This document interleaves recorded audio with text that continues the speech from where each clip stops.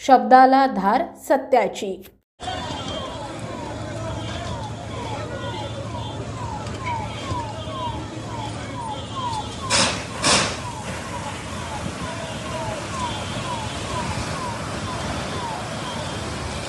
काय सांगा, चिंचवडनगर या परिसरामध्ये आगीची घटना घडली होती।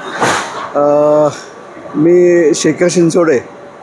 आपल्या या भागामध्ये आज 1:30 वाजता आग लागली आणि एक मंगळाचं दुकान त्या ठिकाणी, त्या दुकानाला आग लागून गेले 2 तास या आग विझवण्याचं काम पिंपरी चिंचवड महानगरपालिकेचे अग्निशामक दलाचे लोक, पोलीस खात्याचे सगळे अधिकारी असतील आणि या भागामधील समाजसेवक असतील, पत्रकार या ठिकाणी या आगीसाठी विझवण्याचं काम या ठिकाणी करत आहेत। जवळजवळ शॉपला आग लागल्याची माहिती मिळते। 1:30 वाजता आग लागल्याची धूर आला आणि आग लागल्याची बातमी सगळीकडे कळाली।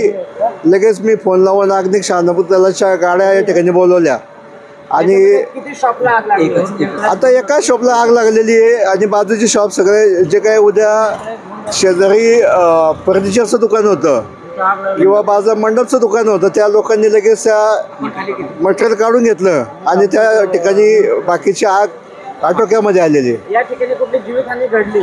या ठिकाणी कुठली जीवितहानी घडलेली नाही आहे आणि या ठिकाणी फक्त ते मंगळाचं दुकान आहे, त्याला आग लागली, पण ते आग विझवण्याचं काम गेले 2 तास चालू होतं। या ठिकाणी अग्निशामक दलाचे 6 टँकर, 6 गाड्या ठिकाणी आल्या होत्या।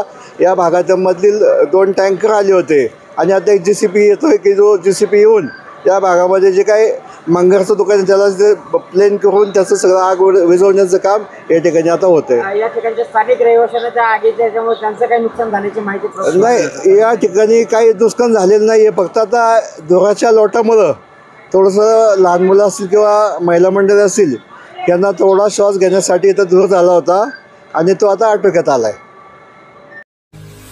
आपल्या परिसरातील महत्त्वाच्या बातम्या पाहण्यासाठी आजच आमच्या शौर्य वार्ता न्यूज चॅनलला यूट्यूबवर सबस्क्राईब करा आणि बेल आयकॉन प्रेस करा।